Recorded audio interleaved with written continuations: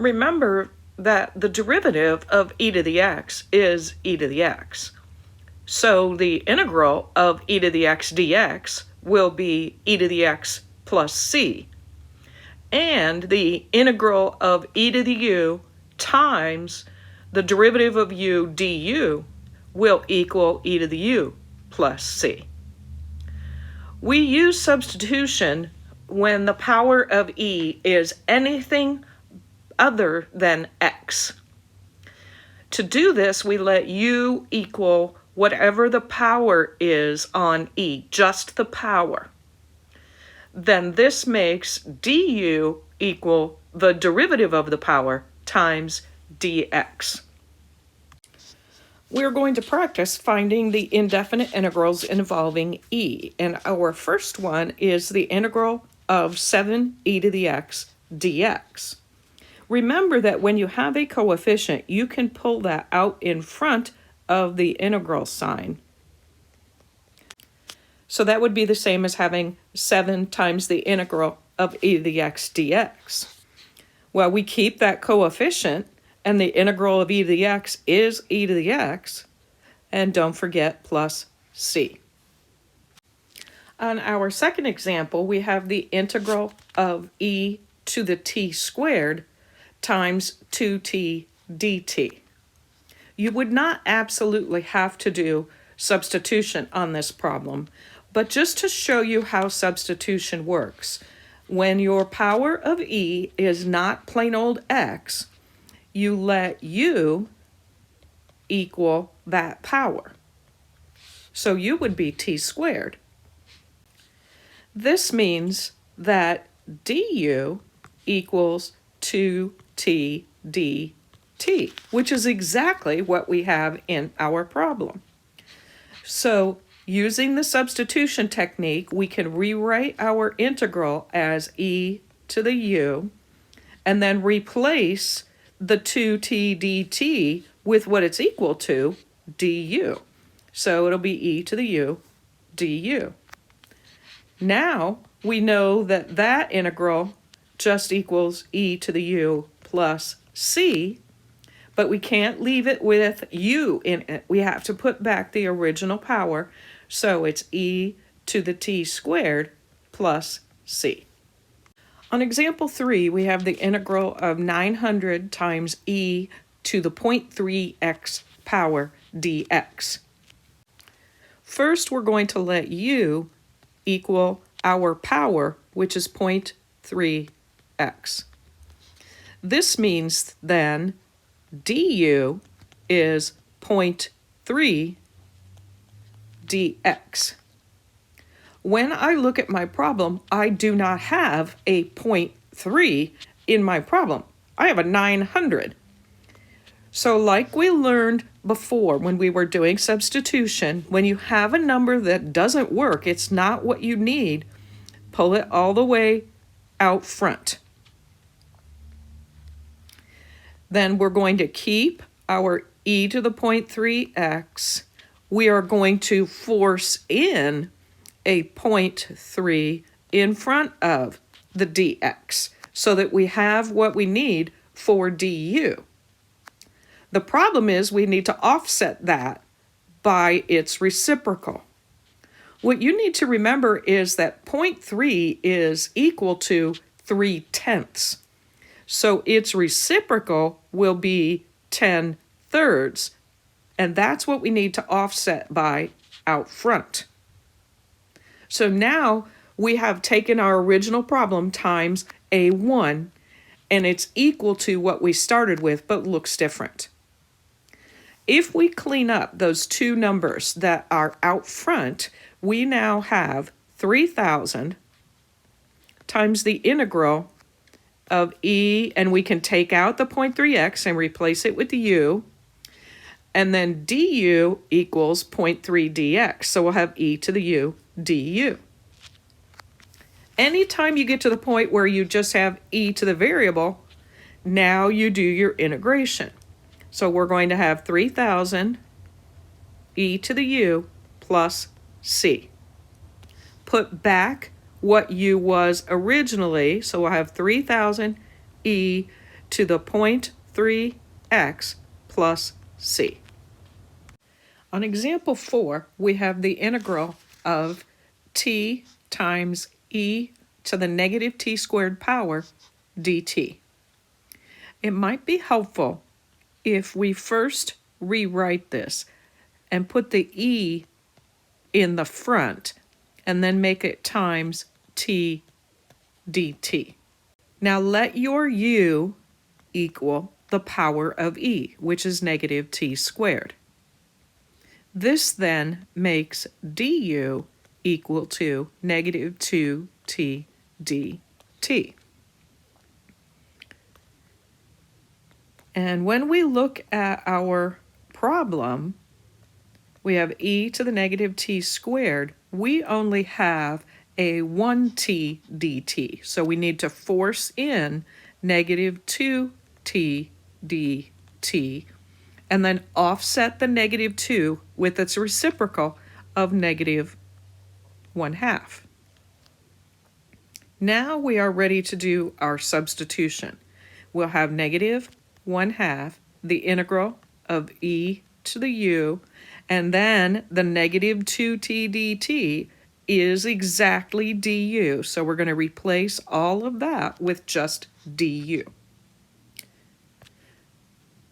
Then the integral of e to the u is e to the u plus c.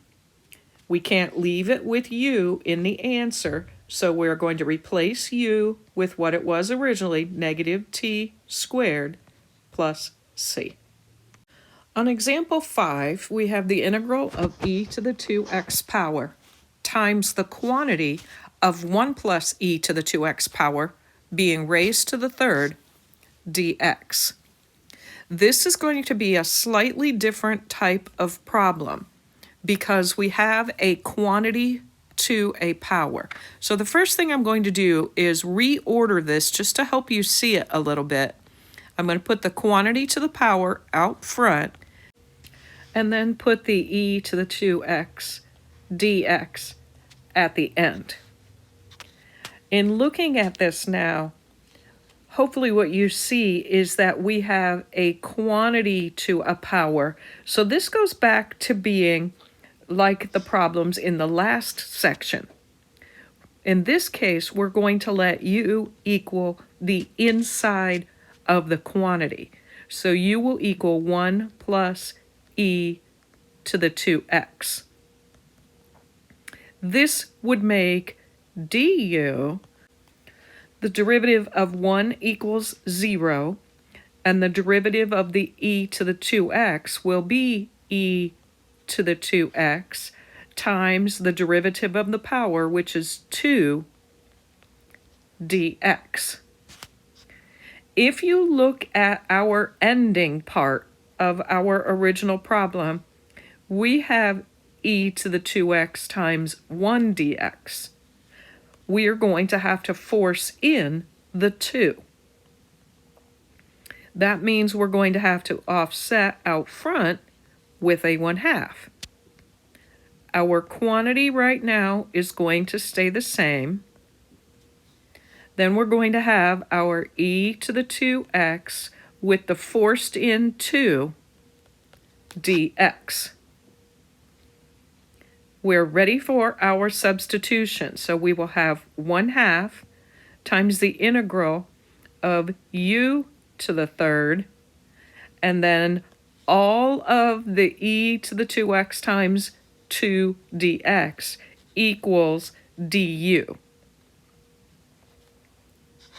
Now we have a single item to a power. We're going to do our power rule. So we will have u to the 4th over 4 plus c. That gives us 1/8 times u to the 4th plus c, or you can put u to the 4th over 8. Either one is fine. That will give us 1/8 times u was originally 1 plus e to the 2x raised to the 4th plus c. Remember that we learned that the derivative of the natural log of x equals 1 over x. So the integral of 1 over x times dx, which might be written as the integral of dx over x, equals the natural log of the absolute value of x plus c. If you have the integral of u prime over u dx, which could be written as 1 over u du, that will equal the natural log of the absolute value of u plus c. When we are doing these problems and our answer is a natural log, we must put absolute value bars around the argument in the logarithm because the argument must be positive. To know that the problem you are looking at is a natural log problem, the quantity in the denominator must be to the first power. We will again be using substitution in our integrals with natural logarithms. To do the substitution, we're going to let u equal the denominator. This will make du be the derivative of the denominator, dx. You're going to choose to do this anytime your denominator is anything but x. Our first example where we're going to look at this type of a problem is number 6, where we have the integral of 5 over 5x minus 7 dx. First of all, notice that we have a quantity to the first in the denominator. We could think of this as being the integral of 1 over 5x minus 7 times 5 dx. On a problem like this, we have something other than x. We have 5x minus 7 in our denominator. We are going to let u equal that denominator of 5x minus 7. This would make du be 5 dx. So if we substitute into our original problem, we will have the integral of 1 over u, and the 5 dx gets replaced with du. Now that I have the integral of 1 over u, I know that's a natural log for the answer. So my answer will be the natural log, the absolute value of u, plus c. Remember, those bars have to be there, and that's to show that that argument has to be positive. We take out the u and replace it with what it was originally, 5x minus 7 plus c. On example 7, we have the integral of 2x over 1 plus x squared times dx. Recognize that this could be rewritten as the integral of 1 over 1 plus x squared times 2x dx. This is how we know that it's a natural log problem, when you could rewrite it as 1 over a quantity. So we are going to let u equal that quantity to the first, the 1 plus x squared. This would make du be 2x dx.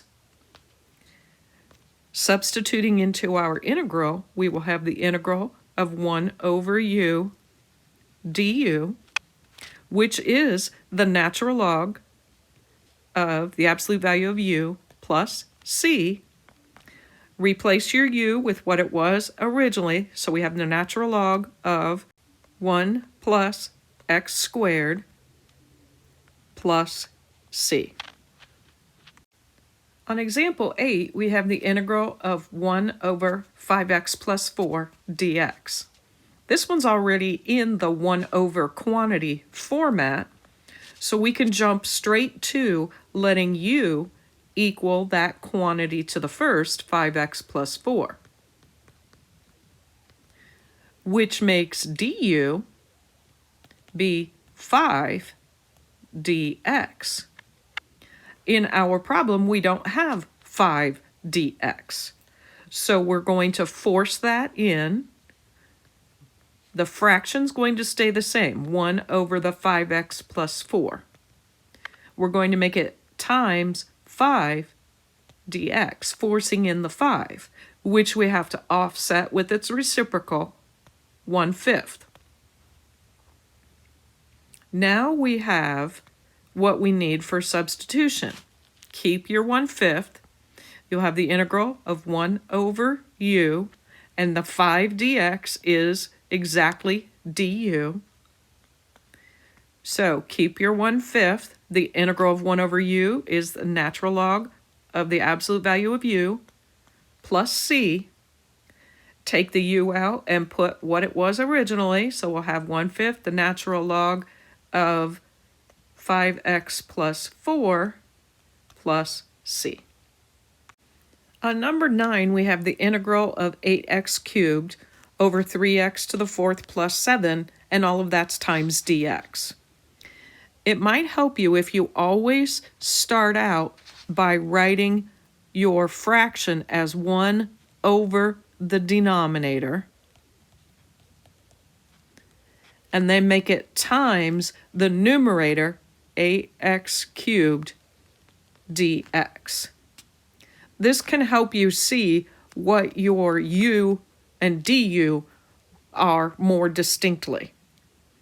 In this problem, we're going to let u equal 3x to the 4th plus 7, which gives us a du of 12x cubed dx. And when we look at our problem, we don't have a 12 with our x cubed dx. We have an 8.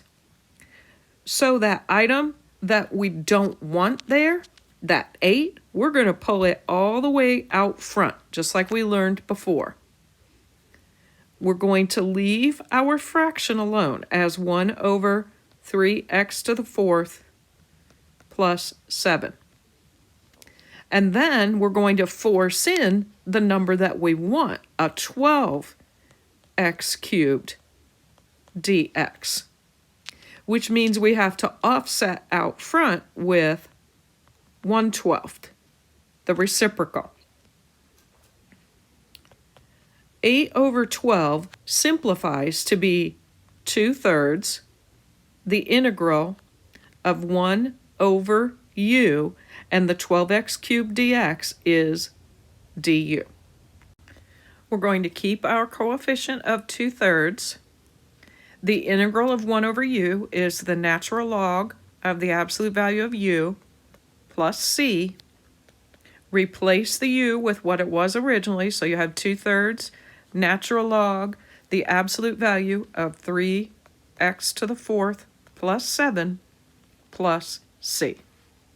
On number 10, we have the integral of x squared plus 1 over 2x cubed plus 6x. All of this is times dx. Let's rewrite it as the 1 over. We will have the integral of 1 over 2x cubed plus 6x times x squared plus 1, and that's a quantity, so I'm going to put it in a set of parentheses, times dx.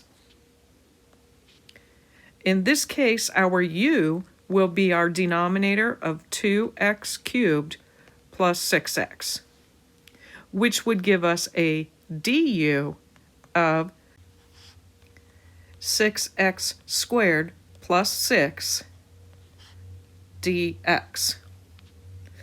The problem is that in our original problem, we have an x squared plus 1, not 6x squared plus 6. What you need to notice is you can factor out a 6, and then that would become x squared plus 1 in the quantity dx. So we need to force a 6 into our problem, which means we are going to offset it with a 1/6 out front, the integral of 1 over 2x cubed plus 6x times 6 times the quantity of x squared plus 1 dx. Now everything matches the way we need it to. We're going to carry our 1/6 along and do our substitution. We will have the integral of 1 over u, and the 6 times the quantity times dx is all du. Keep your coefficient of 1/6. The integral of 1 over u is the natural log of the absolute value of u plus c. Take out u and put in your x quantity, so we'll have the natural log of the absolute value of 2x cubed plus 6x plus c.